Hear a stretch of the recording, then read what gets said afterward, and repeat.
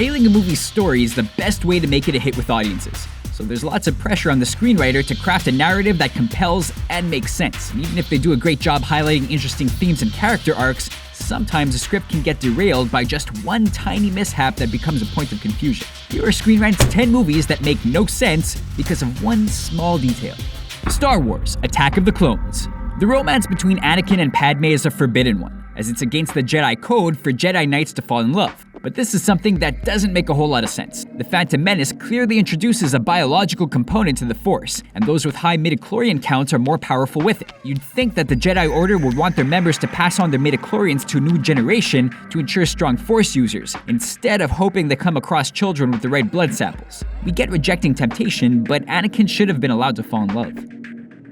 Django Unchained. Quentin Tarantino films are known for hyper-realism, but this is an instance where even he went off the rails. Django Unchained is set in the late 1850s, a couple of years before the Civil War. Throughout the film, dynamite is used, particularly in the explosive destruction of the Candyland plantation. The time period should make this impossible. Dynamite wasn't invented until almost 10 years later in 1867. While it is fun to see Django win and give the villains their comeuppance, it might have been better if he played by the real-world rules to get his upper hand. Gravity.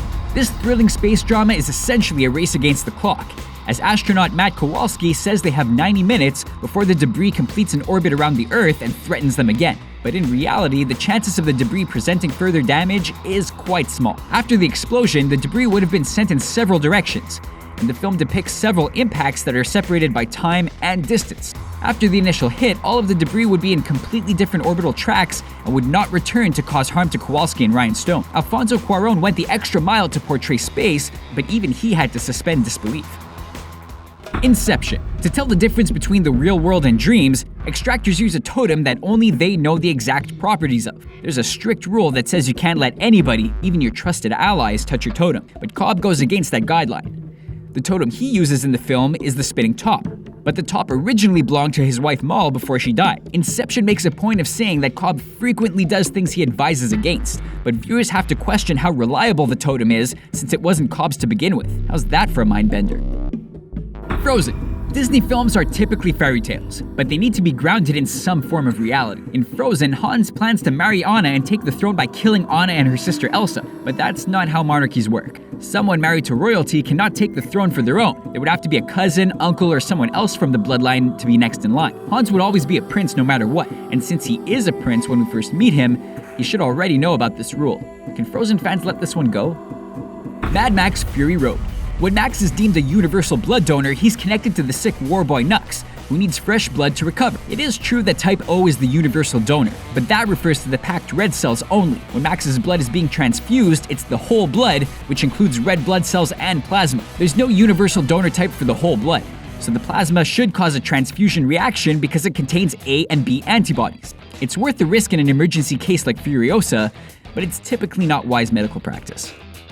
Whiplash. Fletcher is a tyrannical teacher who uses intimidation tactics and extremely tough love to motivate his students. He justifies his actions by telling the story of Charlie Parker and Joe Jones, saying that Jones once threw a cymbal at Parker's head to make him the great jazz player fans know today. Fletcher actually bent the truth to fit his needs. According to Charlie Parker himself, he was so distraught after the incident that he didn't practice his instrument for another 3 months. This means that Fletcher teaches on faulty logic and his whole philosophy is incorrect. Hard criticism can inspire greatness, but he goes way too far. Pulp Fiction. In Pulp Fiction's Bonnie situation story, Jules has an epiphany when he and Vincent survive an attack. Instead of being fired down at point-blank range, the hitmen watch in amusement as their assaulter hits the wall behind them. But someone had already shot the wall. Before the man pulls the trigger, a shot of Jules and Vincent shows bullet holes in the wall, meaning that the miracle Jules witnesses is unfounded and he should remain in the life. Call it a continuity error, but Tarantino should have made sure the wall was intact to ensure maximum effect. Moneyball.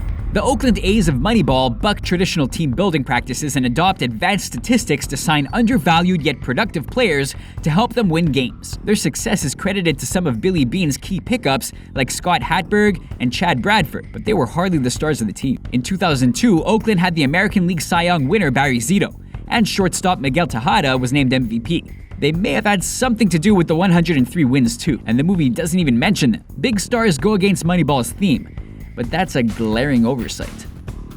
Nightcrawler. The ambitious Lou Bloom quickly rises to prominence in shady TV news with his coverage of horrifying events, but he never should have gotten that opportunity to begin with. He makes his first connection by simply walking into a TV station and sharing his footage with the producer. This goes against real-world security practices where stations are on total lockdown and employ even stricter methods at night, such as password-protected doors. How Lou was able to get in without being challenged by any authorities is a mystery we're still trying to solve. No matter how great his footage is, he needs to set up a formal meeting.